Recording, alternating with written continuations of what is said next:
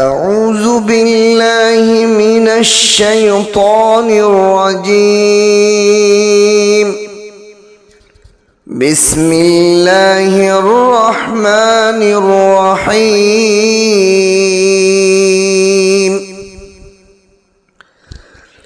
ألف لام ميم صاد.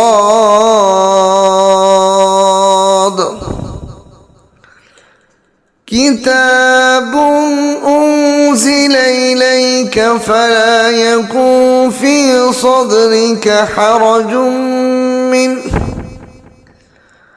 حرج منه لتنذر به وذكرى للمؤمنين.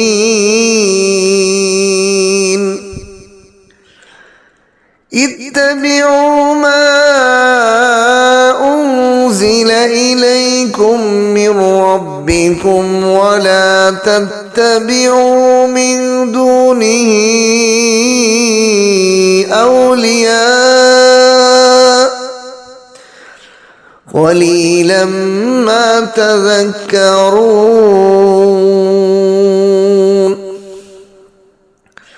وكم من قرية أهلكناها فجاءها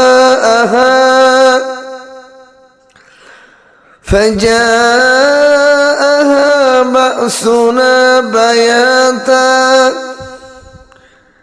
بياتا أو هم قائلون.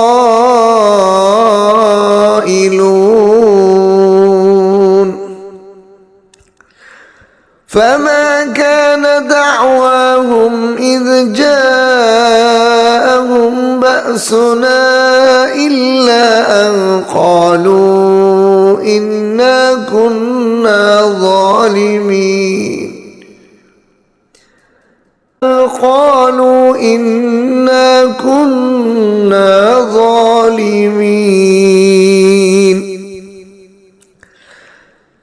فلنسألن الذين أرسل إليهم ولنسألن المرسلين. فلنقصن عليهم بعلم وما كنا غائبين.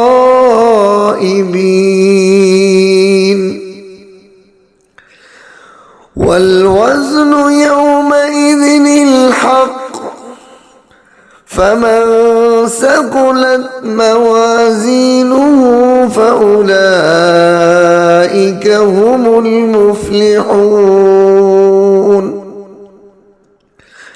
ومن خفت موازينه فأولئك الذين خسروا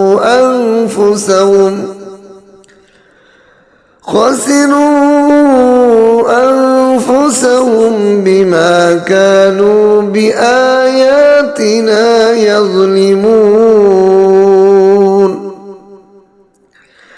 ولقد مكناكم في الأرض وجعلنا لكم فيها معايش قليلا ما تشكرون. صدقت يا أرحم الراحمين. بارك الله لنا ولكم في القرآن العظيم ونفعنا وإياكم بالآيات والذكر الحكيم.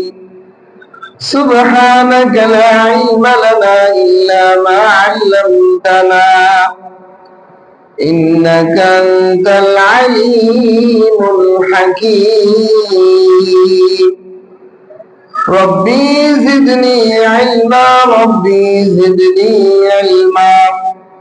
رب اشرح لي صدري ويسر لي أمري واحلل عقدة من لساني يفقهوا قولي। আল্লাহ তাআলা লাখো কোটি শুকর ও সুজুদ ফিতনা ফাসাদাল জামানায় আল্লাহ তাআলা দয়া করে মায়া করে ভালোবেসে গুটি কয়েকজন মুসলমান আমাদেরকে কোরআনে পাকের তাফসীর করা এবং শোনার জন্য মহব্বত করে আল্লাহ তাআলা আমলের নিয়তে শোনা, বসা, বলা সুযোগ করে দিয়েছেন। এই জন্য কালিমাতুশ শুকর আদায় করে আলহামদুলিল্লাহ। আজ আমি নতুন একটা সূরা শুরু হয়েছে, সূরা আরাফ। এই সূরার প্রথম রুকু এবং প্রথম 10টি আয়াত আমি তেলাওয়াত করেছি। আল্লাহ তাআলা যেন আমাকে এই আয়াতগুলোর দ্বারা আমাদের ব্যক্তিগত, পারিবারিক, সামাজিক, রাষ্ট্রীয় জীবনে যে উপকার আল্লাহ তাআলা এই আয়াতের মধ্যে রেখেছেন, এগুলো আমাকে পুঙ্খানুভাবে বর্ণনা করার তৌফিক দান করে বলেন আমিন। আপনাদেরকেও এই আয়াতগুলো থেকে জীবনের প্রতিটা ক্ষেত্রে আমল করে আল্লাহ তাআলার গোলামীর পথে চলার সহজ করে দেন বলেন আমিন। এই সূরার নামটা হলো আরাফ। আরাফ শব্দটার অর্থ কি? আরাফ আসছে উরফুন জমা, উরফুনের বহুবচন থেকে আরাফ। উরফুন শব্দের অর্থ হলো উঁচু জায়গা, দেওয়াল বা টিলা, উঁচু জায়গা। পারিভাষার মধ্যে জান্নাত এবং জাহান্নামের মধ্যে একটা দেওয়াল থাকবে, উঁচু জায়গা থাকবে, সেই জায়গাটার নাম হলো আরাফ। না তারা জান্নাতে যাবে, না তারা জাহান্নামে যাবে, এমন কিছু বান্দাদেরকে আল্লাহ তাআলা এই উঁচু জায়গা, উঁচু দেওয়ালের উপর রাখবে, কিন্তু তাদের শেষ ঠিকানা জান্নাতেই হবে। কিন্তু প্রথম পর্যায়ে তারা বিচার কার্য যখন আল্লাহ পাক করবেন, না তারা জাহান্নামী হবে, না তারা জান্নাতি হবে। এদেরকে প্রথমে আল্লাহ আরাফ নামক উঁচু জায়গার মধ্যে রাখবেন। এই জন্য এই সূরার মধ্যে এই সংক্রান্ত আলোচনা আছে, সামনে আসবে। যেহেতু সূরার মধ্যে আরাফ সংক্রান্ত আলোচনা আছে, এই জন্য আল্লাহ তাআলা সূরার নামটাই ওই আরাফ দিয়েছে। এই সূরা এবং আগের সূরার সাথে আলোচনা সম্পর্ক কি? কোরআনের কারীমের মধ্যে আল্লাহ তাআলা 3টা বিষয় আলোচনা করেন। একটা হলো আকায়েদ, বিশ্বাস। 2 নম্বর হলো রিসালাত, নবী, নবুয়ত, কোরআন, রিসালাত সংক্রান্ত আলোচনা। 3 নম্বরে হলো আখিরাত। আগের সূরা আনআমের মধ্যে আল্লাহ পাকের একত্ববাদের আলোচনা, মুশরিকদের খণ্ডন, মুশরিক, নাসারা, ইহুদিদের সমস্ত আকীদা, বিশ্বাসকে খণ্ডন করে এক আল্লাহর প্রতি আমল করা যে দাওয়াত, সেটা আগের সূরার মধ্যে দিয়েছিল। এই হিসেবে এই সূরা শুরু থেকে বিশেষ করে রিসালাত এবং আখিরাত নিয়ে আলোচনা হবে। রিসালাত হলো নবী এবং নবীর কাছে যে ওহী আসে, এই সংক্রান্ত আলোচনা। নবীর পর যে ওহী, কিতাব, কোরআন, হাদিস আসছে, কোরআন, এগুলোকে বিশ্বাস করার বিষয় আলোচনা। আর হলো পরকাল, আখিরাত, মরার পরে হাসর, মিজান কিভাবে হবে, জাহান্নাম, জান্নাত, এই সংক্রান্ত আলোচনাও এই সূরার মধ্যে আসবে। আল্লাহ তাআলা এই সূরার মধ্যে প্রথম আয়াতটা দিয়েছেন হরফে মুকাত্তাআত। আরবি হরফ 29টি, আমরা সকলেই জানি মুসলমানরা। কিন্তু কোরআনে কারীমের শুরুতে, প্রায় অনেকগুলো সূরার শুরুতে কিছু হরফ আসে যেটা আলাদা আলাদা পড়তে হয়। এটাকে আরবি পরিভাষায় হরুফে মুকাত্তাআত বলে। হরুফে মুকাত্তাআত বলা হয়। মুকাত্তাআত শব্দের অর্থ হলো খণ্ড খণ্ড। দেখেন, আমি যদি স্বরে আ বলি, আপনি কিছু বুঝবেন। আর আমি যদি 2টা অক্ষর মিলায় যদি বলি আম, পোলা বলো, বুঝতে দেরি বলে, ঠিক কিনা? সব হরফগুলোর সংমিশ্রণে শব্দ হয়। আমাদের স্বরে আ, ম, দ, র, 4টা হরফ মিলে একটা শব্দ হয়েছে আমাদের। আমরা বাংলা ভাষার যে কোনো মানুষ পড়ালেখা জানি আর না জানি এই শব্দটা বুঝে ফেলে, ঠিক কিনা? কিন্তু যদি বলি আ, ম, বে, দ, কিছু বুঝবেন?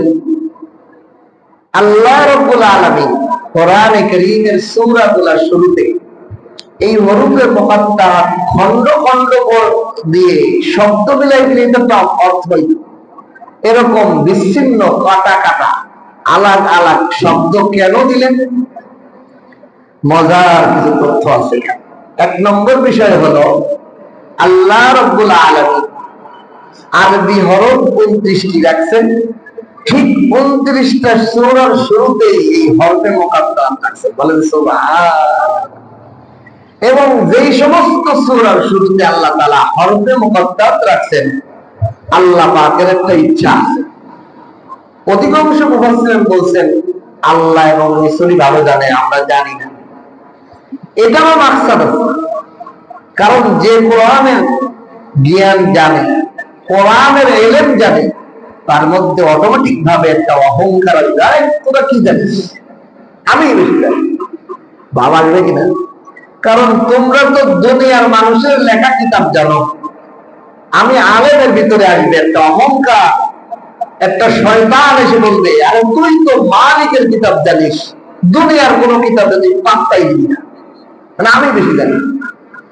আল্লাহ তাআলা এই আলেমদেরকে সংশোধন করার জন্য সূরার শুরুতে কিছু হরফ দিয়ে দিয়ে ইসলাহ করেছেন, চিকিৎসা করেছেন। ও আলেম, তুমি যত বড় আল্লাহর আলেম হও না কেন, বলো এই হরফ গুলো আমি জানি না। জানি না শব্দটা জ্ঞানী লোকরা বলতে পারা অনেক কঠিন কাজ। চিকিৎসা, এই হরফগুলোর বিষয়ে আমি জানি না, জানি না এই শব্দটা বলতে পারা অনেক বিনয়ের বিষয়। অহংকারী এরকম বলতে পারে না, আরে বেটা আমি তো বেশি জানি, কি জানি। মানুষ যত জানলে বলা হয় তত বেশি অহংকারী হয়। আল্লাহ তাআলা কোরআনের আলেমদেরকে ইসলাহ করার জন্য, চিকিৎসা করার জন্য কোরআনের শুরুতে এরকম কিছু হরফ দিয়ে দিয়েছেন যার অর্থ নাই, যার কোনো অর্থ নাই। আগেই বলো যে আমি এটা জানি না, আল্লাহই ভালো জানে, আমি জানি না। জানি না বলো, এরপরে বাকিটা ব্যাখ্যা করো, তাহলে তোমার ভিতর বিনয়তা আছে।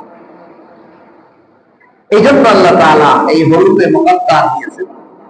দুই নম্বর বিষয় হলো এই হরফে মুকাত্তার যে 29টা হরফ 29টা সূরার শুরুতে এরকম কিছু বিক্ষিপ্ত হরফ যে দিয়েছেন, আরেকটা মাকসাদ আছে। কি মাকসাদ? কোরআনে কারীমের সব কিছু বান্দা বুঝবে না। যেমন প্রথম সূরা, সূরা বাকারা, এই বাকারা সূরার মধ্যে আয়াতুল কুরসি আছে। আয়াতুল কুরসি বিতর্কত বিষয়, কোন মানুষের বোঝা সম্ভব না।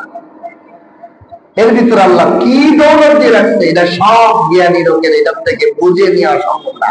এক বিষয় বুঝলে 1000 কোটি বিষয় বুঝতে পারবে না।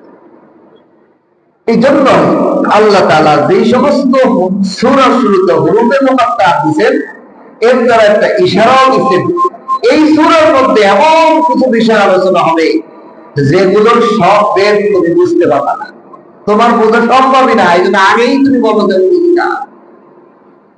এক বিষয় বুঝলে লক্ষ্য বিষয় তুমি বুঝতে পারো না, এমন বিষয় আল্লাহ এনে বর্ণনা করছে। সূরা আলে ইমরান, যার মধ্যে মরিয়ম আলাইহিস সালামের গর্ভে ঈসা নবীর জন্ম। পুরুষ ছাড়া একটা নারী কিভাবে বাচ্চা গর্ভে ধারণ করতে পারে, এটা তো বুঝে স্বাভাবিক জ্ঞানে বুঝে আসে না। পৃথিবীর পুরা নিজামের মধ্যে যা মানুষ, প্রাণী, সকল জীব জানোয়ারের মধ্যে পুরুষ এবং স্ত্রীলিঙ্গ মিলনের মাধ্যমে সন্তান জন্ম হওয়ার সিস্টেম, কিন্তু আলে ইমরানের মধ্যে ওটার শুরুতেও গর্ভে মুকাত্তার আছে।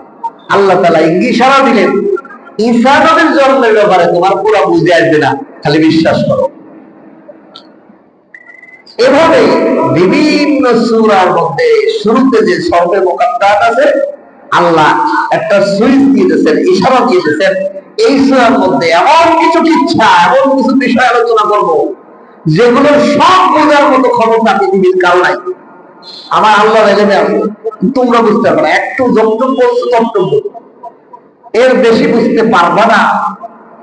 এখন প্রশ্ন হলো, এই সূরা আরাফের শুরুতে দরজা মুকাদ্দার দিয়েছেন, এর মধ্যে কি আলোচনা আছে? তাই এর মধ্যে আদম আলাইহিস সালামের সৃষ্টির রহস্য আছে। আদম আলাইহিস সালামকে আল্লাহ তাআলা বানাইছে মাটি দিয়ে। ওই মাটি কেমন ছিল এটা আমাদের জানা নাই, কোন কোরআনও নাই, হাদিসও নাই। ওই মাটির আল্লাহ কেমনে দুনিয়া থেকে আসমানে জান্নাতে নিয়েছেন তা জানা নাই। ওই মাটির কালার কিরকম ছিল, ওই মাটি কিভাবে কাটা করছে, কিভাবে আল্লাহ বানাইছে, এর বিস্তারিত বর্ণনা কোথাও নাই। আল্লাহ শুধু বলছেন মাটিতে বানাইছি, এতটুকু বিশ্বাস করাই তোমার জন্য বান্দা যথেষ্ট।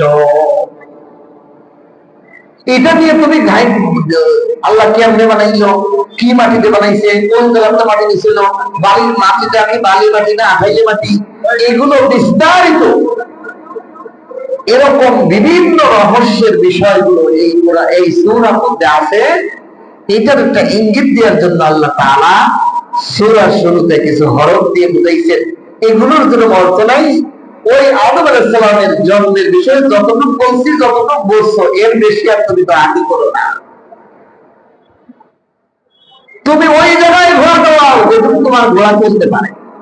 যেখানে তোমার ঘোড়া চলার মতো জায়গা নাই, যেই দিকে রাস্তা নাই, সেই দিকে তুমি ঘোড়া চালাও না, তোমার ঘোড়া গন্তব্যে পৌঁছাইতে পারবে না।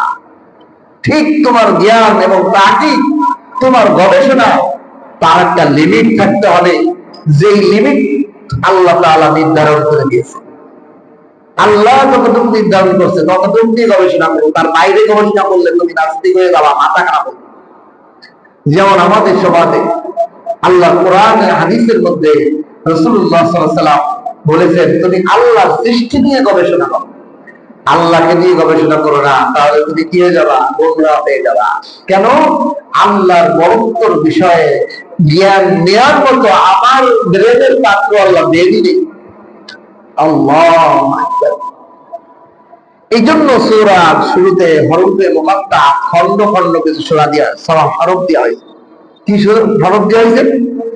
আলিফ লাম মিম সাদ, চারটা হরফ দিয়ে দিয়েছে। কি অর্থ? আল্লাহই ভালো জানে। কি জানেন? আল্লাহই ভালো জানে। দেখবেন আমরা নামের শুরুতে ব্যবহার করি এমডি। এমডি মানে, এখন আমি বলতে পারি যে আপনি বলতেছেন মোহাম্মদ, আমি বলতে পারি এম মানে হলো মোল্লা, ডি মানে হলো ধরেন সে আরেকটা কিছু মনে করছে, ডাক্তার, ডি মানে ডাক্তার, মোহাম্মদ ডাক্তার, আমি ইশারা করছি এমনি। আর একজন হইতে পারে এম দ্বারা বলছে আমি হলো মুসলিম, মুসলিম, আর দ্বিতীয় হলো আমার দিন ইসলাম, দ্বিতীয় হলো দিন ইসলাম। তাহলে মুসলিম দিন ইসলাম বা ইসলাম মুসলিম, মুসলিম ইসলামের এম আর দ্বিতীয় আরেকটা বেছে। এখন যে এটা লেখে সে জানে তার এটার জন্য কি লিখছে, ঠিক কিনা? তো আল্লাহ তাআলা এরকম হতে পারে, এগুলোর দ্বারা আল্লাহই জানেন কি ইশারা আছে। ঠিক আছে, আমাদের এতটুকু জানাই যথেষ্ট, এর বেশি জানার দরকার নেই। এরপরে আল্লাহ তাআলা বলেন, কিতাবুন উনজিলা ইলাইকা ফালা ইয়াকুন ফি সাদরিকা হারাজুম মিনহু।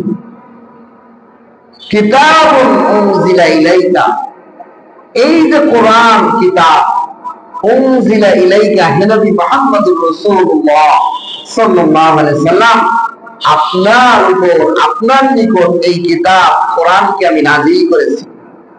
ফালা ইয়াকুন ফি সাদরিকা হারাজুম মিনহু, সুতরাং আপনার হৃদয়ের মাঝে এই কোরআনের ব্যাপারে যেন কোন ধরনের সংশয় না থাকে। কোন ধরনের সংশয়, হে নবী আপনাকে যে আমি কোরআন দান করেছি, এই কোরআনের ব্যাপারে আপনার হৃদয়ে, আপনার মনের মধ্যে যেন কোনো সংকীর্ণতা, সংশয় এটা যেন না থাকে। কেন এই কথা বললেন? কারণ আপনি এই কোরআন বর্ণনা করলে আপনাকে অনেকে মিথ্যাবাদী বলবে, আপনাকে কাযযাব বলবে। কাফের মুশরিকরা মিথ্যাবাদী বলতো রাসূলকে। অথচ রাসূলের 40 বছর জিন্দেগিতে একদিনে 1 সেকেন্ডের জন্য, একবারের জন্য কোনো মিথ্যা নাই। আপনাকে মিথ্যাবাদী বলবে অথবা আপনার প্রতি আঘাত করবে, আপনাকে কোনো কষ্ট দিবে, এই ব্যাপারে আপনি সংশয় করেন না, ভয় পেন না। যে আল্লাহ আপনাকে কোরআন দিয়েছেন, এই কোরআনের প্রচার করতে গিয়ে আপনি যত বাধাই আসুন, সমস্ত বাধা আপনার সাথে আল্লাহ তাআলা মোকাবেলা করবে, সাহস দিয়েছেন। কোরআনের কথা বলতে, কোরআনের কথা প্রচার করতে কোন তাগুত, কোন ব্যক্তি, কোন নেতা, কোন মানুষের ভয় যেন আপনার ডর না থাকে, এই ব্যাপারে যেন কোনো সংশয় আপনার হৃদয়ে না থাকে। আপনি নির্ভয়ে কোরআনের কথা প্রচার করুন। আবু জাহেল আপনার কোরআন পড়ার বেলা আপনার মুখে পাথর মারতে পারে, আপনাকে গালি দিতে পারে, যত ধরনের বাধাই আসুক না কেন, আপনি কোরআনের প্রচারের ক্ষেত্রে কোনো সংশয় রাখেন না, কোনো ভয় পেন না। লিতুনজিরা বিহি, বরং আপনি কোরআনের দ্বারা মানুষদেরকে ভয় প্রদর্শন করেন। এই কোরআনের দ্বারা মানুষকে সতর্ক করেন। কার খাইয়া, কার চোখ দিয়ে দেখা, কার কেন্দ্র চিন্তা করে, কার রিজিক খেয়ে তোমার হাত ভালো আছে, কীর্তি ভালো আছে, তোমার প্ল্যানার ভালো আছে, আর তুমি কার গোলামি করতেছো, কার হুকুম মানতেছো, আল্লাহর গোলামি ছেড়ে দিয়েছো। সেকেন্ডের মধ্যে আল্লাহ জিহ্বা ব্যথা করে দিতে পারে, সেকেন্ডের মধ্যে তোমার চোখের জ্যোতি বন্ধ করে দিতে পারে, সেকেন্ডের মধ্যে তোমার ব্রেন আউট করে দিতে পারে। ঠিক কিনা? সতর্ক করো, এই কোরআন দ্বারা মানুষকে জানায়। আল্লাহ রাসূল বলেন, লিতুনজিরা বিহি, এই কোরআনের মাধ্যমে আপনি আপনার উম্মতদেরকে কিয়ামত পর্যন্ত আনেওয়ালা সমস্ত উম্মতদেরকে কোরআনের মাধ্যমে ভয় প্রদর্শন করেন। ওয়া যিকরা লিল মুমিনিন, ঈমানদার বিশ্বাসীদের জন্য এই কোরআনটা অনেক বড় নসিহত, উপকারী। যারা ঈমানদার, বিশ্বাসী বান্দা, তাদের জন্য কোরআনের উপদেশগুলো খুবই উপকারী।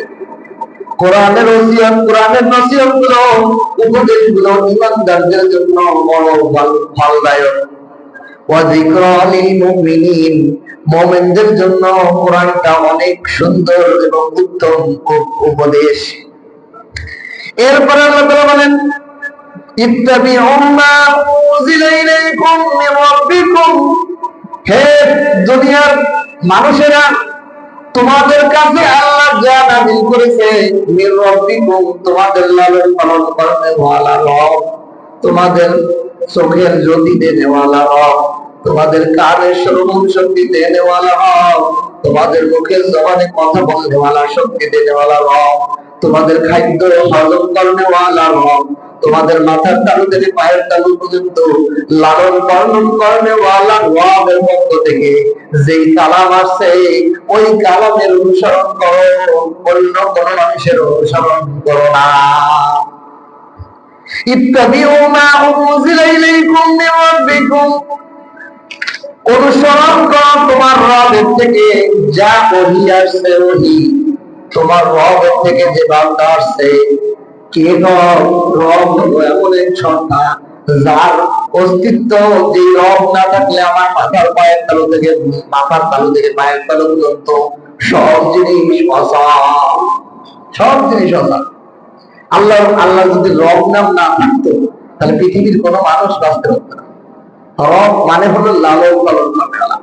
আমার চুলের কি ভিটামিন দরকার, আমি কলাম বাজার থেকে কিনে ওই ভিটামিন ওয়াইলে পৌঁছাই দেই না। আমি তরকারি কিনে খাই, ফল কিনে খাই, ওই ফল থেকে সেই ভিটামিন আমার চুলের জন্য দরকার, ওইটা রিফাইন করিয়া রগের মাধ্যমে ওই গোড়া পর্যন্ত পৌঁছায় দেওয়ালা আমার রব। কে পৌঁছায় দেবে? আমার দাঁতের ভিটামিন দরকার, আমার স্কিনের ভিটামিন দরকার, আমার রগের গুলো, আমার হার্টের, কিডনির ভিটামিন দরকার।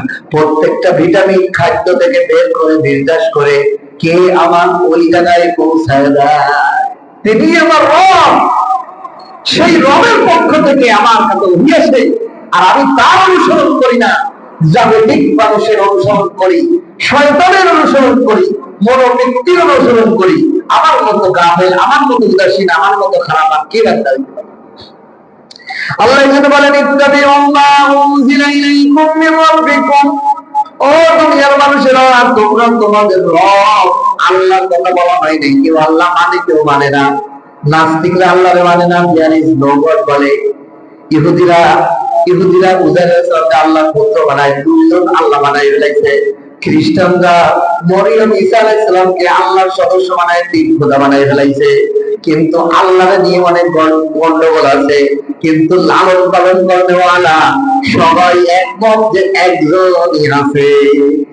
এই জন্য আল্লাহ বলেন আমি আল্লাহ বলি নাই, আল্লাহর পক্ষ থেকে তা আসছে সেটা অনুসরণ করো, এটা বলি নাই। বরং তোমার মাথার তালু তুমি পায়ের তালু কিন্তু সবার কায়নাত পালন কর, লালন পালন করেওয়ালা যেই প্রভু সেই রবের গোলামি করো, তার অনুসরণ করো। আল্লাহ ওয়ালা তাত্তাবিউ মিন দুনিহি আউলিয়া ওয়ালা তাত্তাবিউ, এবং অনুসরণ করো না আল্লাহ ব্যতীত কোন অভিভাবকের, আল্লাহ ব্যতীত অন্য কোন অভিভাবকের অনুসরণ করো না। আল্লাহরে বাদ দিয়ে মিন দুনিহি, এখানে একটা প্রশ্ন হইতে পারে, আমরা যে আমাদের উস্তাদদের অনুসরণ করি, আমরা যে আমাদের নবীকে অনুসরণ করি, আমরা যে আমাদের সাহাবীদের অনুসরণ করি, আমরা যে আমাদের ইমামদের অনুসরণ করি, করি না? তা আল্লাহ বাদ অন্য অনুসরণ করলাম না? না, এখানে বিষয়টা হলো আল্লাহকে বাদ দিই আমি যে আমার ইমাম সাহেবের নামাজের অনুসরণ করি, কিনলে গিয়ে আল্লাহ সন্তুষ্টির জন্যই। আমি যে আমার বাপরে অনুসরণ করি আল্লাহর সন্তুষ্টির জন্য।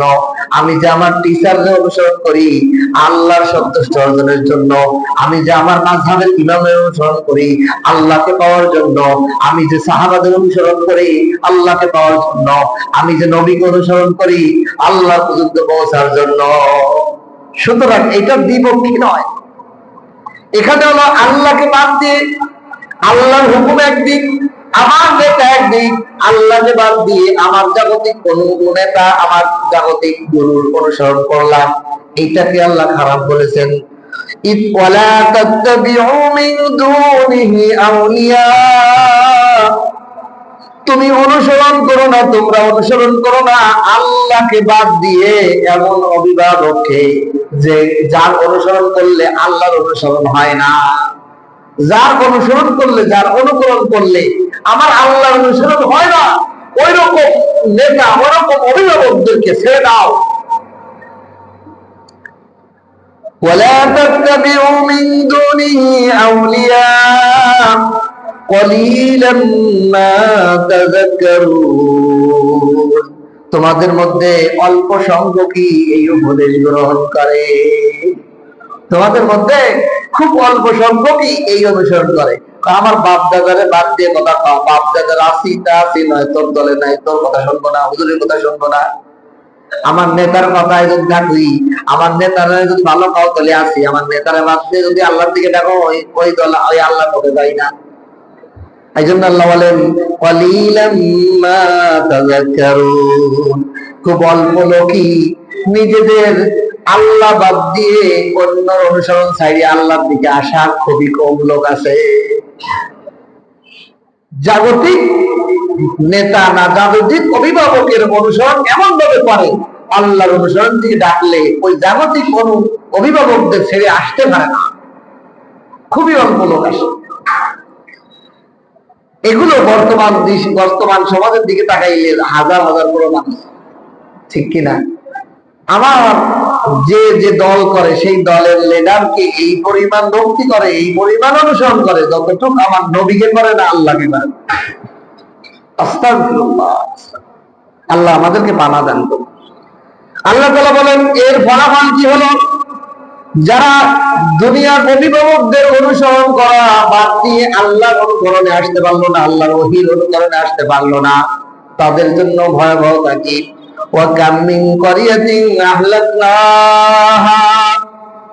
অনেক সম্প্রদায়কে এই তারা নিজেদের অভিভাবক, তাদের বাপ দাদা অনুসরণ ছাড়িয়ে আল্লাহর নবী, আল্লাহর রাসূলদের অনুসরণে আসতে পারে নাই। এই জন্য আহলাকনাহা, আমি আল্লাহ সব ধ্বংস করে দিয়েছি। কওমে আদকে ধ্বংস করে দিয়েছি। কওমে সামুদকে ধ্বংস করে দিয়েছি, কওমে আইকাকে ধ্বংস করে দিয়েছি, কওমে সাদকে ধ্বংস করে দিয়েছি। হাজার হাজার পৃথিবীতে আল্লাহ তাআলা যুগ যুগ ধরে তারা পৃথিবীর 1000 বছর 2000 বছর হায়াত পেয়েছে। এরকম 8 জাতিকেও আল্লাহ তাআলা কিছুদিন আগে তাফসীরে দেখলাম, কওমে আদ এরা কত লম্বা কত শক্তিশালী বডিওয়ালা ছিল, চিন্তা করলে আপনি মাথা কাঁপবে, আপনি দেখলে ভয় পাবেন। তাফসীরের মধ্যে লেখে কওমে আদের একজন সদস্য সর্বোচ্চ লম্বা ছিল 200 গজ, আর সর্বনিম্ন 70 গজ লম্বা ছিল। এদের কাছে এদের জাতীয় ভাই আদ আর হুদ আলাইহিস সালামকে পাঠানো হয়। হুদ আলাইহিস সালাম অনেক বুঝায়, কিন্তু তারা আল্লাহর অনুসরণ করে আসে নাই। আল্লাহ তাআলা আসমান থেকে ঝড়ো হাওয়া পাঠায়। এই ঝড়ো হাওয়া, ঘূর্ণিঝড় এরকম বড় বড় মানুষগুলোকে পাহাড়ের সাথে আশ্রয় আশ্রয় এক রাতের মধ্যে 70 লক্ষ আদ জাতিকে ধ্বংস করে দিয়েছে। আল্লাহর হুকুম না মানার কারণে যুগে যুগে এরকম আল্লাহ তাআলা ওয়াকাম মিন্না করিয়াতিন আহলাকনাহা, অনেক সম্প্রদায়কে আমি আযাব দিয়ে ধ্বংস করে দিয়েছি। কিভাবে আযাব দিয়েছি তার ব্যাখ্যা আল্লাহ দিয়েছেন, ফাজাআহা বাসুনা বায়াতা, কারো কাছে আযাব গুলো এসেছে রাতের অন্ধকারে, রাতে ঘুমায় রয়েছে, এমন আযাব আমি দিয়েছি রাতের অন্ধকারে তাদেরকে সব ধ্বংস করে দিয়েছি। সকাল হওয়ার আগেই সমস্ত তাদের প্রাসাদ, তাদের ঘর, তাদের মানুষগুলো, গাছগুলো সব জমিনের মধ্যে উপুর হয়ে পড়ে রয়েছে। আউহুম কাইলুন, আর কত জাতিকে আমি কাইলুলা করার সময়, কাইলুলা করার সময় অর্থাৎ দিনের প্রহারে, দিনের বেলায় আমি তাদেরকে দুপুর বেলায় মানুষ খারাপ বেলাকে একটু শোয় বিশ্রাম করে, ওই টাইমেই তাদেরকে আমি ধ্বংস করে দিয়েছি, আমার আযাব দিয়ে ধ্বংস করেছি। আর এই আযাব যখন তাদের কাছে আসছে তারা কি করছে, ফামা কানা দাওয়াহুম, তাদের কোনই ডাক ছিল না, আহাজারি ছিল না, তারা কোনো চিৎকার করে নাই। তাদের মুখ দিয়ে কি চিৎকার বেরিয়েছিল,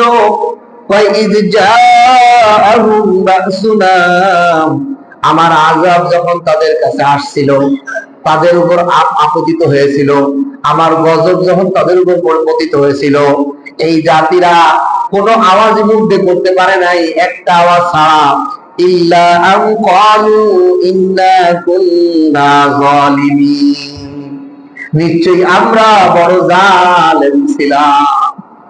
আযাব আসার পরে জালেমরা একটাই স্বীকার করেছে, হায় আমি মনে হয় বড় জুলুম করে ফেলেছি। ইতিহাসের সব জালেমরা যখন আল্লাহর আযাবে গ্রেফতার হয়েছে, তখন তারা নিজেরাই বলে, আল্লাহ কোরআনে বলে আনকালু, তারা বলে ইন্না কুন্না যালিমিন, আমরা জালেম হয়ে গেছি রে, জন্য আমাদের উপর আযাব আসছে। ফিরাউন ডুব খাইয়া নাকে মুখে নুন না পানি ঢুকতেছে, তখন বলে আমি বড় জুলুম করে ফেলেছি, আমি মুসা এবং হারুনের বনি ইসরাইলদের আল্লাহর প্রতি ঈমান আনতে চাই। এই কথা বলার আগেই জিবরাইল তার বুকের মধ্যে কাদা ঢুকাই দিয়েছে। এখন জুলুমের কথা স্বীকার করলে কোনো ঈমান নাই। আল্লাহর আযাব এসে গেলে গুনাহ ক্ষমা চাইলে, যে আমি জালেম হয়ে গেছি, আমি অন্যায় করে ফেলেছি, আমার মাফ করে দেন, এই কথা বললে আর কাজ হবে না। আল্লাহর আযাব এসে গেলে আর কোনো তওবা করা যায় না। আল্লাহ তাআলা সব প্রকাশ করে দিয়েছেন, ফামা কানা দাওয়াহুম ইয জাআহুম বাসুনা ইল্লা ক্বালু ইন্না কুন্না যালিমিন, পৃথিবীর বুকে যত জালেমদেরকে আমি ধ্বংস করেছি, সব জালেমরা যখন আমার আযাব এসে গেছে আর কোনো কথা বলতে পারে নাই, শুধু এটাই বলছে, আমি বড় জালেম রে, আমি বড় জালেম। আল্লাহ তাআলা সব প্রকাশ করেছে। এরপর আল্লাহ তাআলা বলেন, নবীকে যে আমি রিসালাত দিয়েছি, ফালানাসআলান্নাল্লাযীনা উরসিলা ইলাইহিম ওয়া লানাসআলান্নাল মুরসালিন, যাদেরকে এই রিসালাত কোরআন আসমানি ওহী দেওয়া হয়েছে, আমাদেরকে কোরআন দেওয়া হয়েছে, আগে ইনজিল, তাওরাত, জাবুর এগুলো দান করা হয়েছিল। আল্লাহ তাআলা অবশ্যই অবশ্যই ওই সমস্ত লোকদেরকে জিজ্ঞাসা করবেন, উরসিলা ইলাইহিম, যা তাদেরকে দান করা হয়েছিল।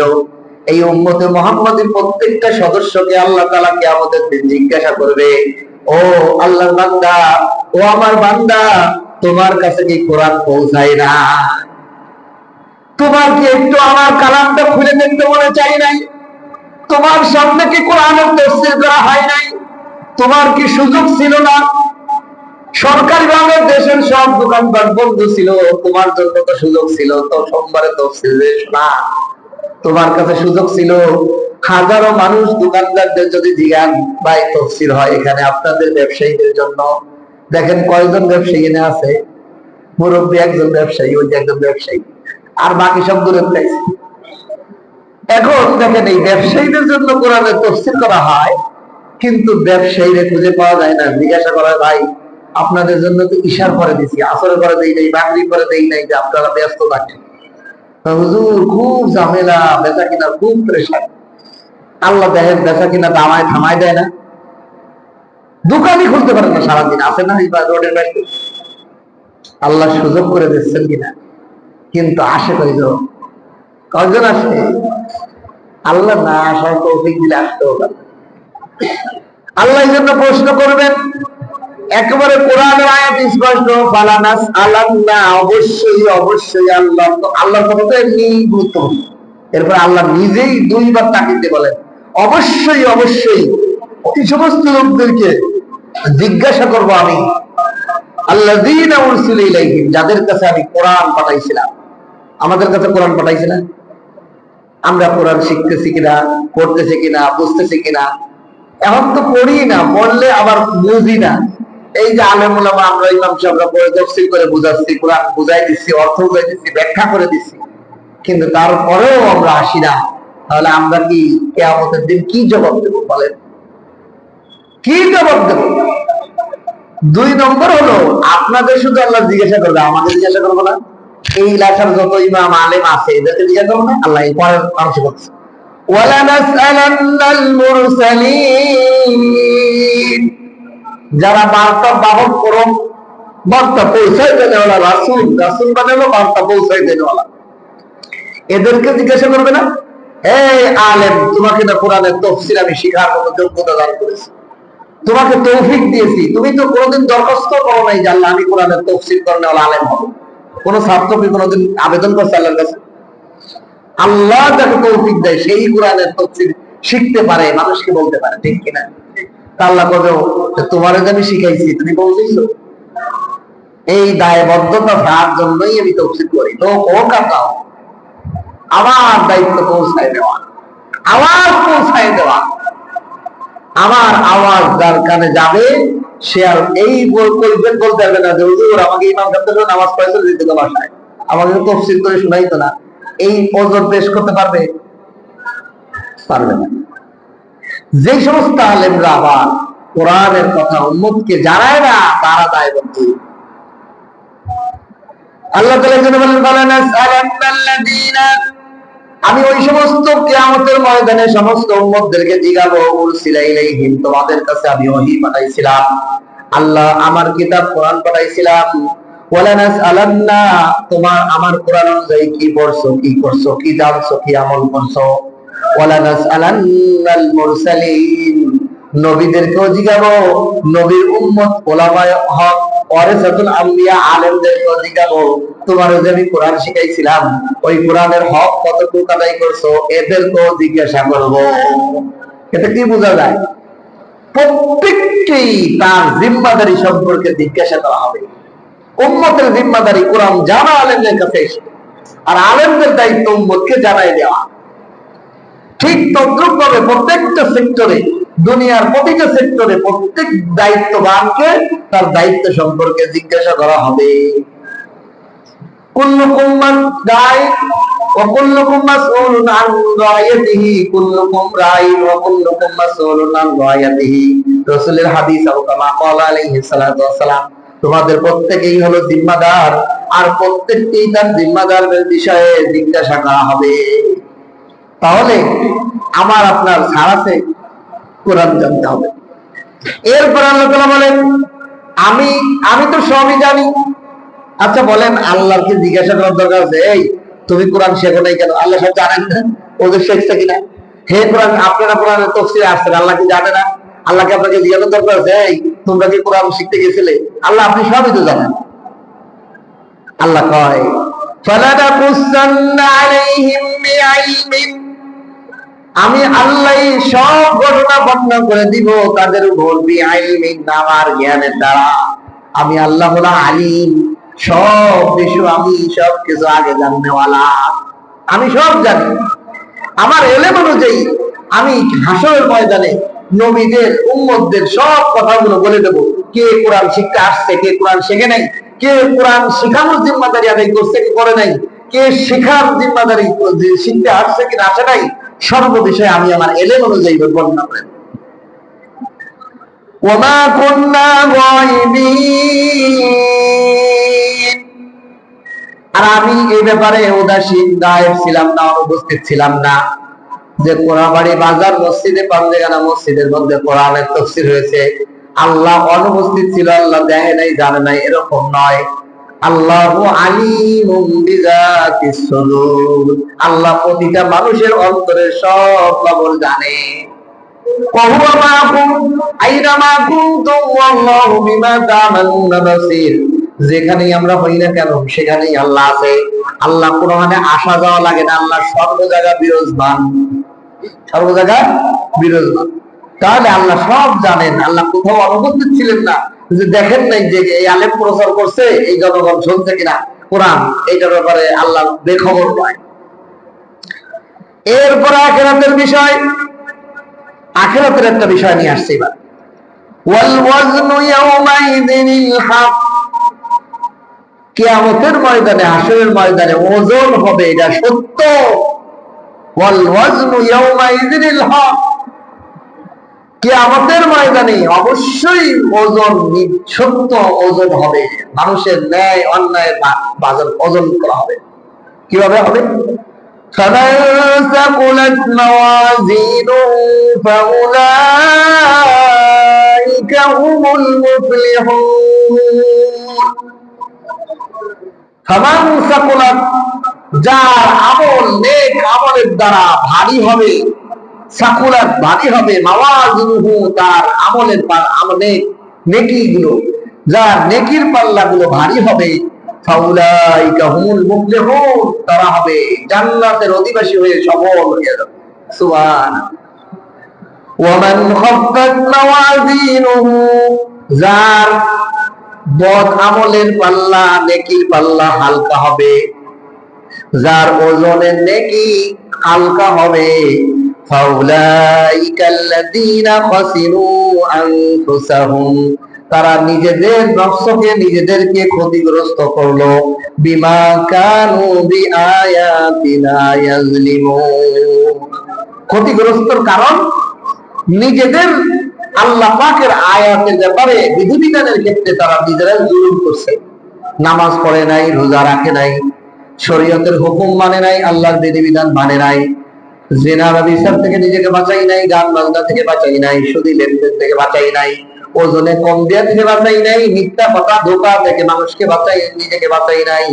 এরা নিজেদের উপর আল্লাহর বিধানের ক্ষেত্রে জুলুম করছে। আল্লাহর বিধান এক, আর একটা জুলুম করে তারা ওটা মানে নাই, এই জন্য নিজেদেরকে ক্ষতিগ্রস্ত করেছে, করে জাহান্নামের উদ্দেশ্য। সূরাতুল কারিয়ার মধ্যে আল্লাহ বলেন, ফামান সাকুলাত মাওয়াজিনুহু ফাহুয়া ফি ঈশাতির রাদিয়া, যাদের ওজনের পাল্লা ভারী হবে তারা জান্নাতে অনেক সন্তুষ্ট আনন্দে থাকবে। ফাহুয়া ফি রাদিয়া, রাদিয়া মানে তারা আনন্দের জীবন যাপন করবে, তাদের খালি খুশি আর খুশি আর খুশি, আনন্দ আর আনন্দ।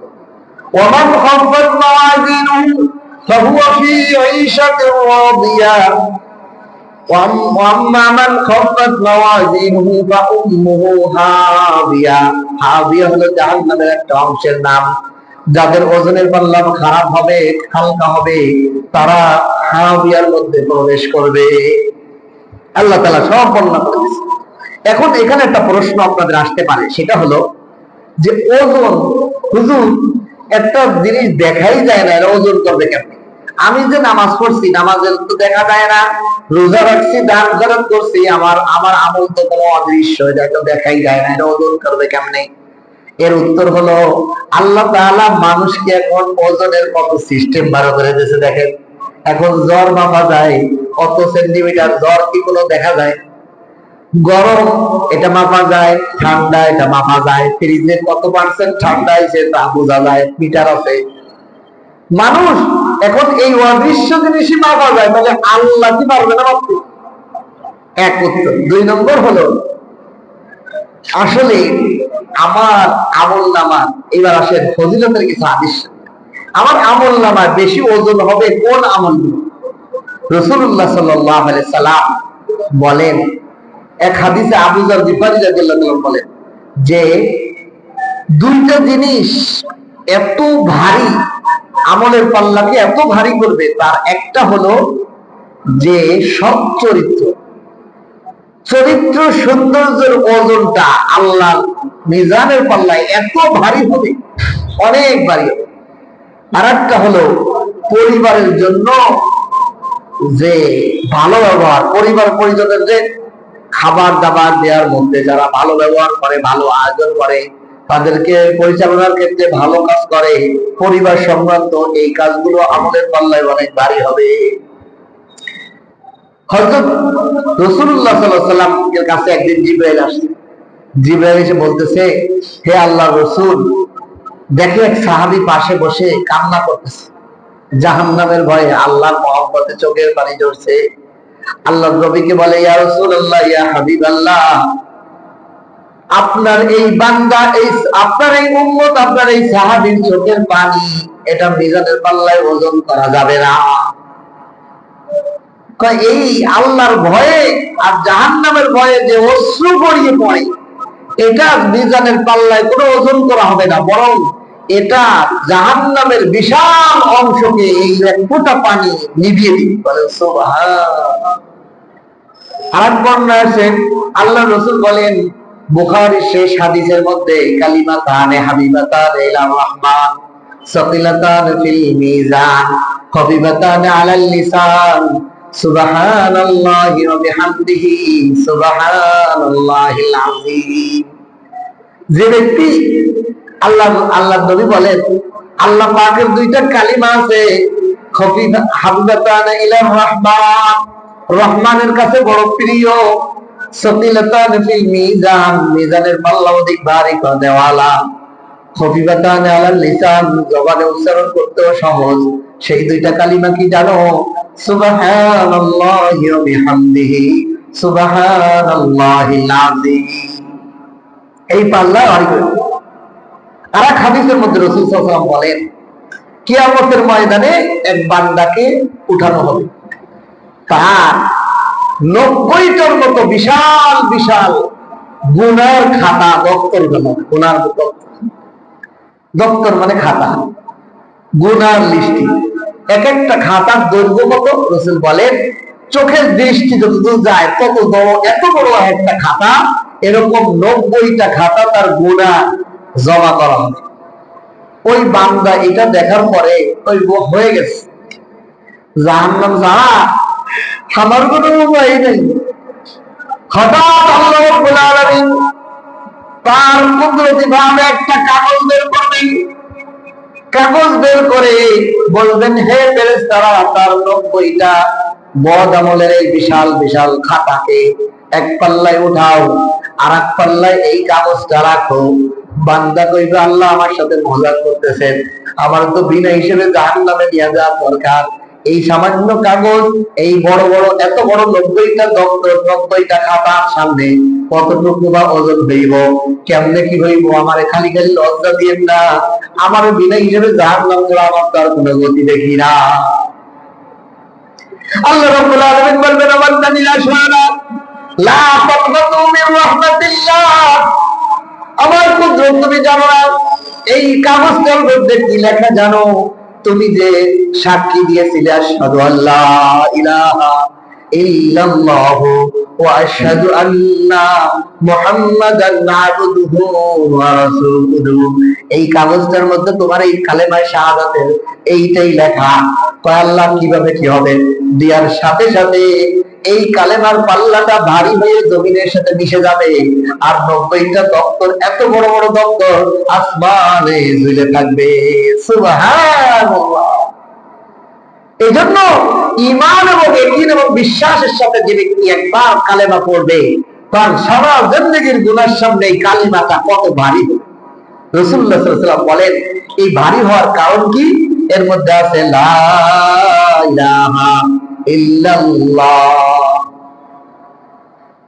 আরেক বর্ণনা লিখছেন হযরত নূহ আলাইহিস সালাম, হযরত নূহ আলাইহিস সালাম মওতের আগে তার সন্তানদেরকে কাছে ডেকে বলেন, ও আমার সন্তানেরা, তোমরা যদি কিয়ামতের ময়দানে নিজেদের পাল্লাকে ভারী করতে চাও, তাহলে বেশি বেশি লা ইলাহা ইল্লাল্লাহর কালেমা পড়ো।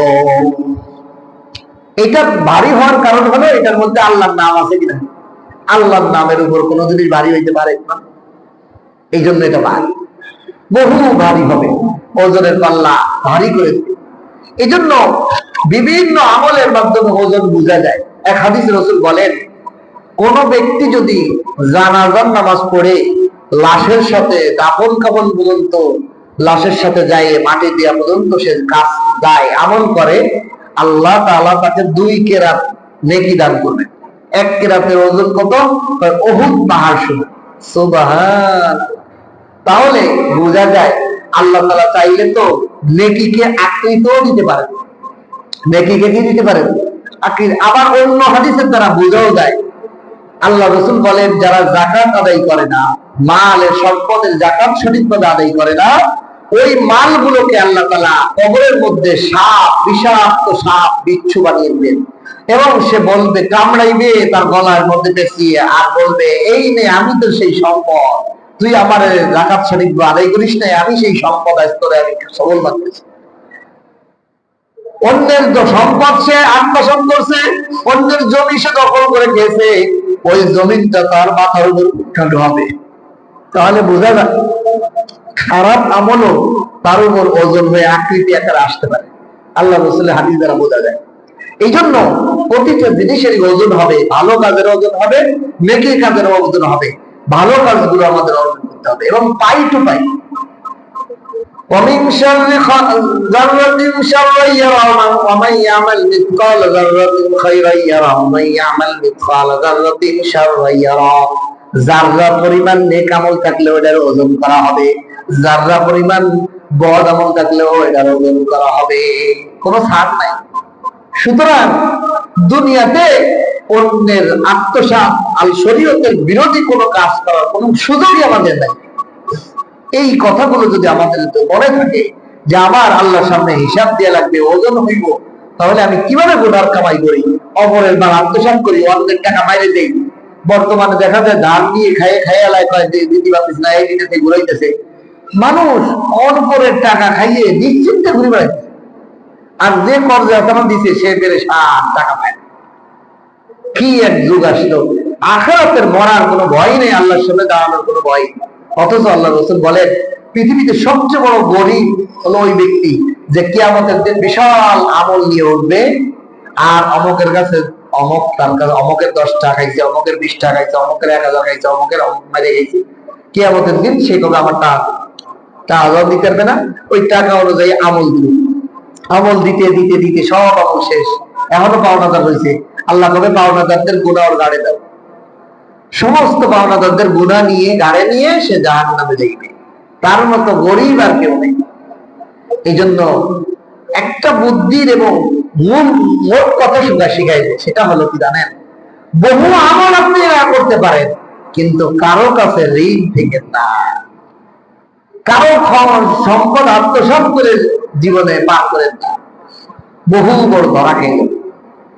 আমল আপনি নামাজ পড়ছেন, ফরজ পড়ছেন, নফল সুন্নাত বেশি পড়তে পারেন নাই, নফল রোজা বেশি রাখতে পারেন নাই, কিন্তু আপনার আমলের মধ্যে কোনো মানুষ আপনার কাছে 1 টাকা পাবে না। আপনি কারো কাছে ঋণ না, কারো সম্পদ আত্মসাৎ করেন নাই, তাহলে আপনার বাইচে যাওয়ার সম্ভাবনা আছে, বাঁচার সম্ভাবনা আছে।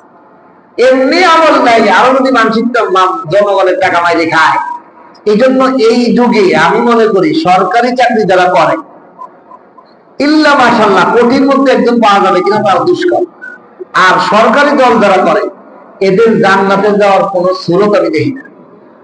কারণ জনগণের টাকা, জনগণের সম্পদ যেভাবে তারা আত্মসাৎ করে, আর যেভাবে ক্ষতি করে, যেভাবে খায়, যেভাবে বাইরে দিয়ে খায়, এতে জান্নাত তো দূরের কথা, জান্নাতের ঘেরানো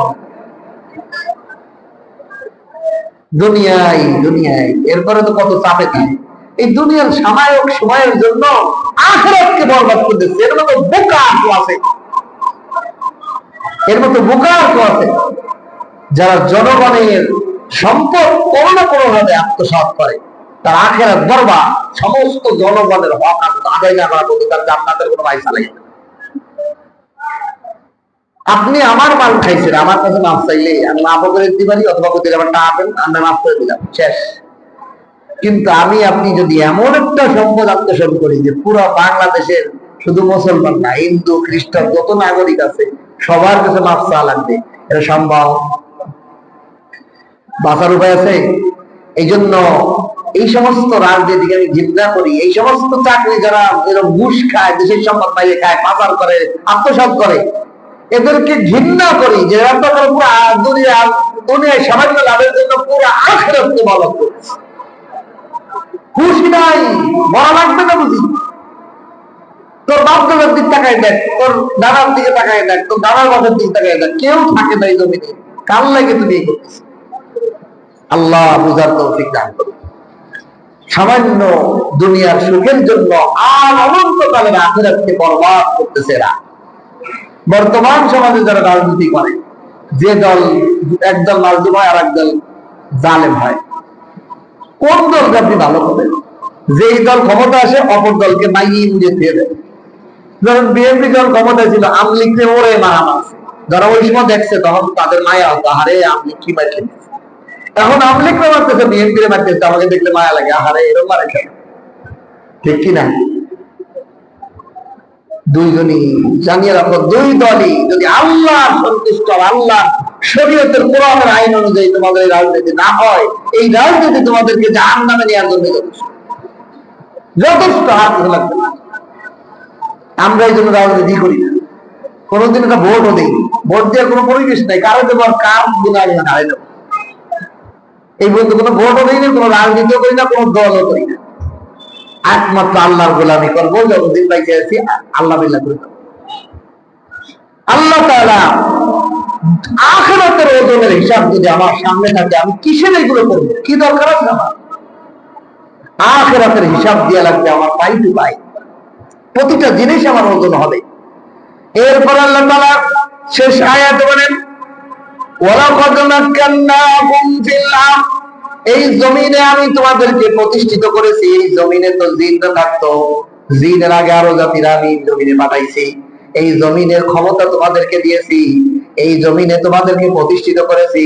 তুমি তোমার বাপের সূত্রে জমি পাইছো, তোমার টাকা দিয়ে জমি কিনছো। এই জমিন তো আমি তোমাকেই প্রতিষ্ঠিত করেছি। ও বান্দা, ওয়াজআলনা লাকুম ফিহা মায়ামাইশ, এই জমিন থেকে তোমার জন্য খাবারের ব্যবস্থা করে দিয়েছি। তোমার ওই ভিন দেশে যাওয়া লাগে না, এই জমিনে তুমি বসবাস করো, এখানেই তোমার খাবার দাবার, পোশাক আদি সমস্ত আঞ্জাম ব্যবস্থা করে আমি দেই। তুমি এখান থেকেই সবকিছু পাও। এই সব কিছু ব্যবস্থা করে দিলাম। কলিলাম মা তাশকুরুন, অল্প সংখ্যক বান্দাই আছে যারা এই নিয়ামত পাই আল্লাহর কৃতজ্ঞতা আদায় করে। জবাবে আলহামদুলিল্লাহ বলে।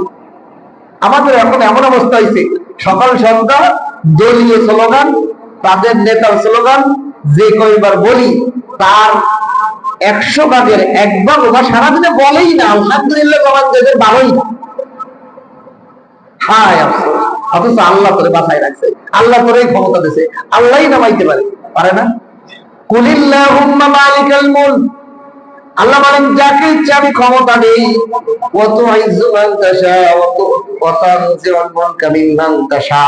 যখন ইচ্ছা যার থেকে আমি ক্ষমতা ছিনিয়ে নেই।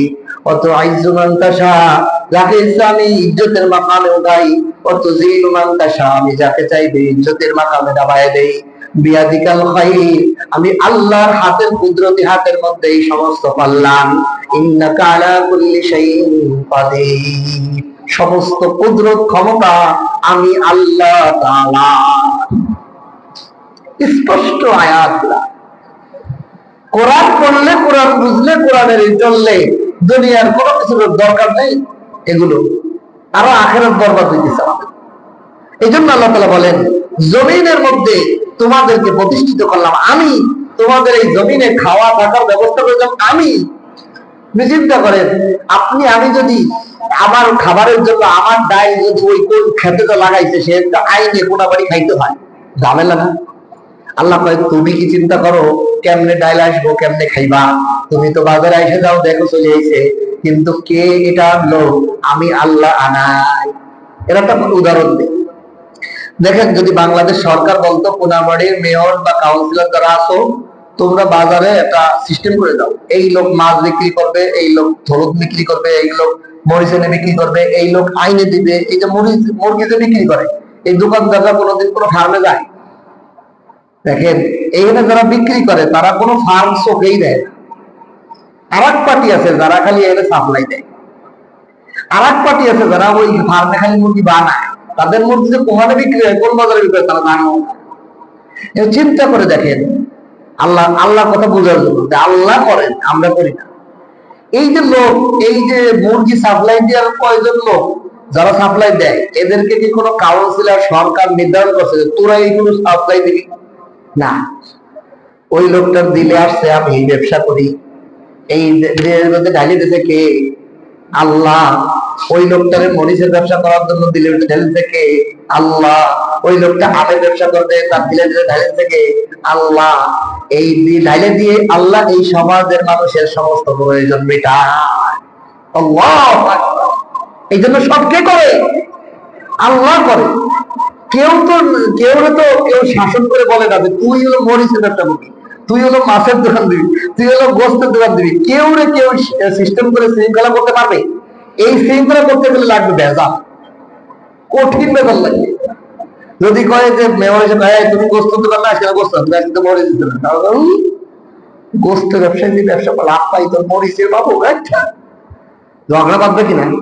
একজন করবে যে তুই এই যে হলুদ বিক্রি করবি, তুই কাঁচা মরিচ বিক্রি করবি, এই যে আম বিক্রি করবি, তুই এই করবি, এবার তো বন্টন করতে দেয়, লাগবে বিশাল গ্যাস, বিশাল সিন্ডিকেট শুরু হয়ে যাবে। মানবে না কেউ, যেমন রুচি মতো ওইগুলা। এই সাবজেক্টটা পুরো আল্লাহ হবে। এই জন্য কে সেই বাজারে দোকানদারি দেবে? কে এই বাজার থেকে একটা দোকানদার চলে গেলে আর একটা দোকানদার এসে যায়? কে এর ব্যবসার জন্য মনোযোগ দিতে? আল্লাহ দিচ্ছে, ঠিক কিনা? এই জন্য আল্লাহ তাআলা বলেন, ওয়াজআলনা লাকুম ফিহা মাঈশ, আমি তোমাদের খাদ্যর ব্যবস্থা আমি আল্লাহ করি। এই যে গার্মেন্টস শ্রমিক এত মানুষ এই এলাকায় বসবাস করে, কি পরিমাণ চাল প্রতিদিন ঢোকে এরা, সকাল হইতে হইতে খালি, কি পরিমাণ সবজি, কি পরিমাণ মাছ, কি পরিমাণ গোস্ত, কি পরিমাণ কথা ঢোকে, সকাল হইতে সাফাই, এই সব কোথায় আসতেছে? আপনি আশ্চর্য হয়ে যাবেন এগুলো দেখে। এত লাউ, এত গ্রামের এলাকায় এসে দিচ্ছে, কে সাপ্লাই দিতেছে? আল্লাহ দিতেছে, আল্লাহ দিতেছে। কোন মানুষ এটার তত্ত্বাবধান করা সম্ভব না, আল্লাহ এগুলো করতেছে। এই জন্য আল্লাহ বলেন, কলিলাম মা তাশকুরুন, খুব অল্প মানুষই আছে এগুলো বোধগম্য করবে, এগুলো ভাববে, চিন্তা করবে, আর আল্লাহ কৃতজ্ঞতা। কেউ তো চিন্তা করেই না যে এত চাউল আসতেছে, এই এত চাউল কোথা থেকে তৈরি হচ্ছে? বন্যা চলতেছে, 6 মাস দেখা যায় পানি খায় উত্তরবঙ্গ, আরো কয় মাস তা নয়, কিন্তু এত চাউল খাইতেছে, টোনকে টোন মানুষ খাইতেছে প্রতিদিন, কিন্তু কোনো ঘাটতি নাই। আল্লাহ আল্লাহ এগুলো সাপ্লাই দিচ্ছে। আল্লাহ তাআলা এগুলো ভাবে, আল্লাহ শুকরিয়া আদায় করবে, আল্লাহকে সিজদা করবে, আল্লাহর জবানে আলহামদুলিল্লাহ বলবে, আল্লাহ পাকের কৃতজ্ঞতা করবে, জাযাকাল্লাহ, মাশাআল্লাহ বলবে, জবানে আল্লাহ আল্লাহ জিকির করবে, লা ইলাহা ইল্লাল্লাহ বলবে। আল্লাহ আপনি ছাড়া কেউ নাই, আপনি দেনেওয়ালা, আপনি মাননেওয়ালা, আপনি বাঁচানোওয়ালা, আপনি কুদরতওয়ালা, আপনার কাছে চাওয়া ছাড়া আর কারো কাছে চাওয়া নাই। আপনি আমাদের মুক্তি করনেওয়ালা, আপনি আমাদের বাঁচানোওয়ালা, সব আপনি, আপনি ছাড়া কেউ নাই। আপনার এইগুলা এই ভাবনেওয়ালা লোক খুব কম। কলিলাম মা তাশকুরুন, কলিলাম মা তাশকুরুন, খুব অল্প লোকই আছে আল্লাহ তাআলার নিয়ামত দেখিয়া কৃতজ্ঞতা প্রকাশ করে। আল্লাহ তাআলা আমাদের সকলকে এই আয়াতগুলো থেকে শিক্ষা নিয়ে আল্লাহ তাআলার প্রতিটা নিয়ামতের কৃতজ্ঞতা আদায় করার তৌফিক দান করে, বলেন আমিন। ওয়া আখিরু দাওয়ানা আলহামদুলিল্লাহি রাব্বিল আলামিন। তাহলে আজকে আমরা কয়টা বিষয় জানলাম? এক নম্বর হলো যে আল্লাহর যে ওহী আসছে, এই ওহী প্রচারের ক্ষেত্রে কোনো সংকীর্ণ রাখা যাবে না, কোনো বাধা ভয়কে অজানা যাবে না, এটা প্রচার করার দায়িত্ব আলেমদের। দুই নম্বর হলো এই কোরআনটা মুমিনদের, ইমানদার, বিশ্বাসীদের জন্য উপদেশ, এটা নসিহত, এর থেকে বেশি বেশি নসিহত গ্রহণ করতে হবে। তিন নম্বর হলো আল্লাহর যে ওহী আছে, ওহীর অনুসরণ করতে হবে। এই ওহীর অনুসরণ করতে হবে, আমার বাবাকে অনুসরণ করলে আমি ওহীর জন্য অনুসরণ করবো, আমার নবীকে, আমি মাযহাবের ইমামকে সব অনুসরণ করবো ওহী মানার জন্য। ওহীর বাইরে, শরীয়তের বাইরে, কোরআনের বাইরে কোনো যদি অনুসরণ করতে পায়, পীর বাবা যদি কয় আমার কবরে সিজদা করবা, এটা শরীয়তের বাইরে হয়ে গেল, এটা বাদ, এটা উত্তাখিত। কোন পীর যদি বলে আমার পায়ে সিজদা দাও, এটা আমার শরীয়তের সঙ্গে মেললো না, এটা বাদ। আমার দরবারে গরু নিয়ে আসো, এটা কোন নবী শরীয়তের সাথে মেলে না, এই পীর বাদ, এ ভণ্ড। এবং মিলে ওই ওদের প্রত্যাহার করতে হবে। 4 নম্বর হলো আল্লাহ তাআলা যুগে যুগে সব জালেমদেরকে ধ্বংস করেছেন। 4 নম্বর হলো আমাদের প্রত্যেকে আল্লাহর সামনে জিজ্ঞাসা করা হবে আমাদেরকে, আমরা কোরআন আমাদের কাছে আসছিল, কতটুকু জানা লাগলো দেখাইছিলাম, কতটুকু কোরআনের মজলিসে বসার চেষ্টা করছিলাম। 2 নম্বর হলো যাদেরকে আল্লাহ কোরআন শিখাইছে তারা কতটুকু প্রচার করছিল, এই ব্যাপারে জিজ্ঞাসিত হবে। 5 নম্বর বিষয় হলো কিয়ামতের দিন ওজন হবে, ওজনে ভালোটার ভালো, খারাপটার খারাপ। সুতরাং আমাদের ওজনের পাল্লা ভারী করার জন্য বেশি বেশি লা ইলাহা ইল্লাল্লাহ, সুবহানাল্লাহি ওয়া বিহামদিহি, সুবহানাল্লাহিল আযীম, এই সমস্ত আমল আমরা বেশি বেশি করব, সব চরিত্র আমল করব। 6 নম্বর হলো আল্লাহ পাকের শুকর গ্রহণ করা, আল্লাহ পাকের নিয়ামত, আল্লাহ যে আমাদের জমিনে প্রতিষ্ঠা করছে, আমাদেরকে সমস্ত খাবার আঞ্জামের ব্যবস্থা করে দেন, সব কোথা থেকে আসে আমরা জানিও না। আমরা এটা আম খাই, কোন রাজশাহী কোন জায়গা চাপাই না বাজার থেকে আম এনে এসে সুন্দর বস্তা আমরা এটা কিনে নিয়ে বাসা নিয়ে কাজে খাই, কি মজা লাগে। জবানে একবার শুকরিয়া আদায় করি না, আল্লাহ আপনি বানাইছেন। মাটি খুঁজলে একটা আমের রস পাওয়া যায় না, আল্লাহ তাআলা এত সুন্দর আমরুপালি গালে দিলে হাতি পর্যন্ত যাইতে মনে খেয়াল, এত মজা। আমরুপালির মধ্যে তো স্বাদ দিয়েছেন আল্লাহ, জবানে কেন আলহামদুলিল্লাহ বেরোয় না? এটা তো কোনো কৃষক বানাই নেই, ওই ক্ষেতের মালিক বানাই নেই। ক্ষেতের মাটির তলে খুঁজলে তো আমের ছুটলেও পাওয়া যায় না। এই গাছ কাটলেও তো একটা আম গাছের কাটার তিতা, পাতা তিতা, কিন্তু আল্লাহ তাআলা তার মধ্যে থেকে এত মশার, এত মিঠা আম বানাইলেন, কেন আম খাওয়ার পর আলহামদুলিল্লাহ জবানে বেরোয় না? কেমন নেমো খারাপ বান্দা। এই শুকরিয়া জ্ঞাপন করা, আল্লাহ পাকের নিয়ামতের কথা চিন্তা করে জবানে আলহামদুলিল্লাহ বলা। আল্লাহ তাআলা আমাদেরকে এই শিক্ষাগুলো নিয়ে জীবনে বাস্তবায়ন করার, আমল করার তৌফিক দান করে, বলে আমিন।